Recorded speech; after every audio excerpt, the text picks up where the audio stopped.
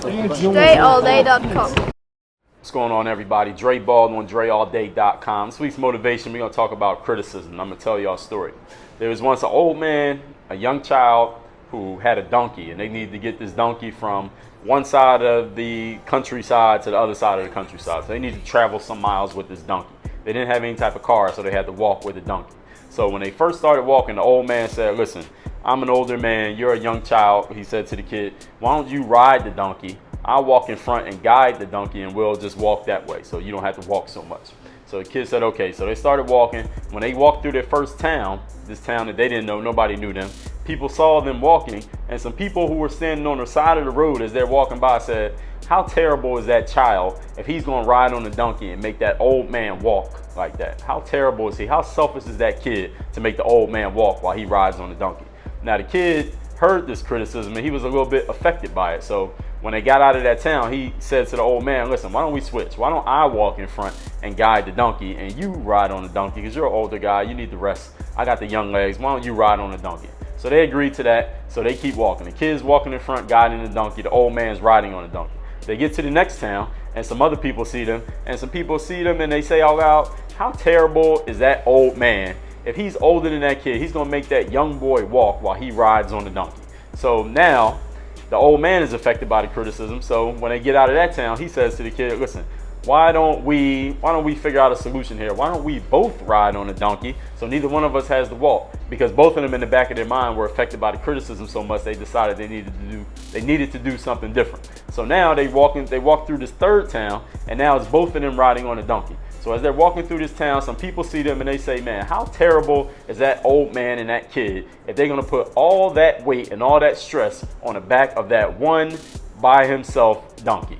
So now, what I want y'all to understand, that's the end of the story. What I want y'all to understand is this.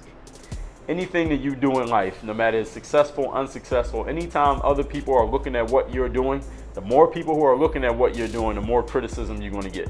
And there's always going to be different levels of criticism from different angles. And no matter how you do things, someone's always going to have a problem with it. There's always going to be someone who doesn't agree with it. There's always going to be someone who says you could have did it better. There's always going to be someone who says, well, why are you doing that instead of doing this? There's always going to be someone who says, well, why are you putting your energy and focus into that when you could be paying attention to that? You know, you ever hear somebody who gives money to a certain cause, maybe outside of the United States, and then people say, well, why are you not helping the people in the United States? Or they give money to some fund or group that's in the United States, and they say, well, those people are kind of doing all right. Why don't you give money to these people who are doing even worse than they're doing? Then you help out one group, and they say, well, why are you not helping out this group? You make a school for boys. They say, well, what about the girls? Make a school for girls. They say, what about the school for boys? Make a school for black people. They say, what about the white people? Make a school for Asian people. They say, what about the Latinos? There's always going to be someone criticizing whatever it is that you do. Knowing this, stop worrying about what other people have to say. Stop concerning yourself with other people's criticism, because trust me, if you're being criticized by one person right now, you should be happy, because the more you achieve, the more people are going to criticize you. You do 10 times more than you're doing now, you're going to have 1,000 times the criticism, because criticism compounds on top of it. Compounds on top of itself. It multiplies. It doesn't add. So if you do one extra thing, you're not going to get one more critic. You're going to get 10 more critics. It multiplies and it compounds on top of each other. It's like exponents. Don't get me into a math lesson here.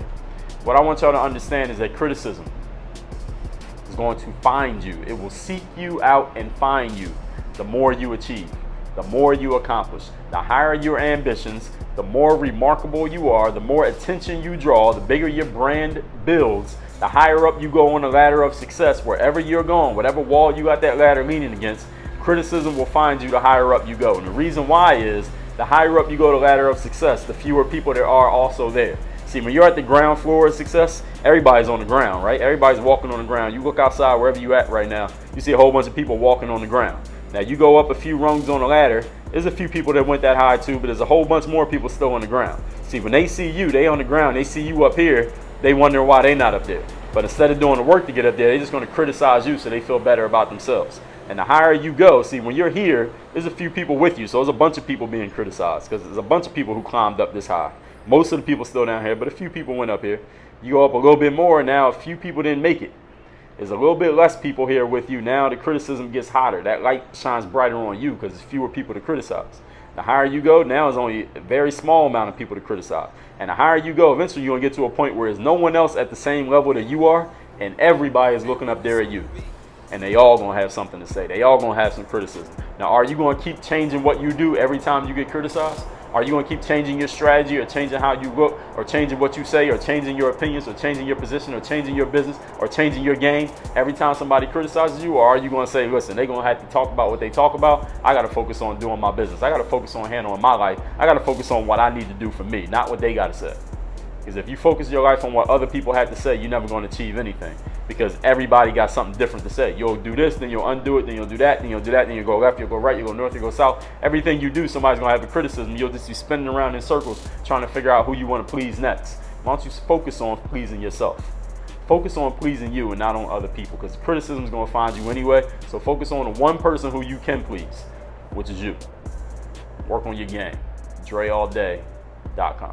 What could you not do with more confidence?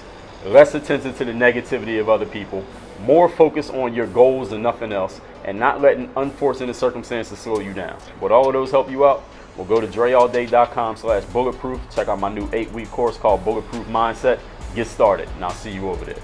Work on your. If you're on Snapchat, hit me on the Snap. My Snap name is @Dre Baldwin. You already know how that works. And I got a podcast, if you didn't know. It is called Work on Your Game. It is an everyday podcast where I talk about getting yourself into the right mindset, that bulletproof mindset. Getting yourself seen, heard, known. Getting the exposure you want and making things happen in your life instead of waiting for things to happen to or for you. Subscribe to that podcast. We're on iTunes, SoundCloud, and Stitcher. Make sure you check it every single day. Make sure you're subscribed so you catch the heat. Work on your game. Dre Baldwin. I feel like Dre Baldwin. I feel like Dre Baldwin. I'm ballin'. I feel like Dre